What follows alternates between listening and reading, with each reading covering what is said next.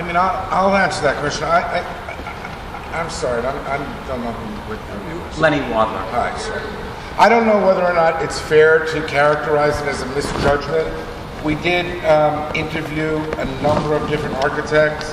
The first firm, Alex Campagno, came very highly recommended to us.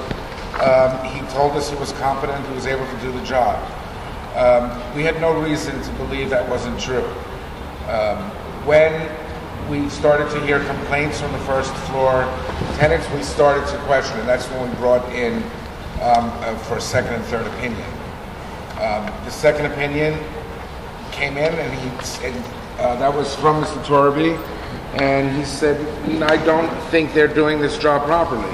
I think some of the complaints that are being made by the first floor tenants are as a result of this.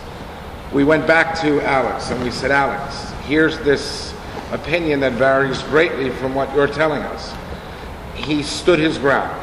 So it necessitated us getting a third opinion. We hired a third opinion, a third architect who was substantially the same as the second.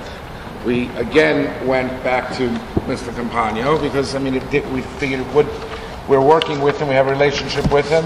There were some things that both architects who suggested that be changed, and Alex stood his ground and said, I disagree. That's when we fired him and we retained Mr. Tarby.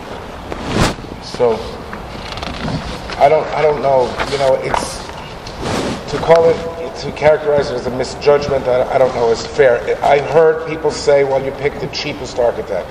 That's not true. I meant to imply nothing. Okay, but people have asked us that question. How we got in that point, and you explained. Anybody else have a question on that?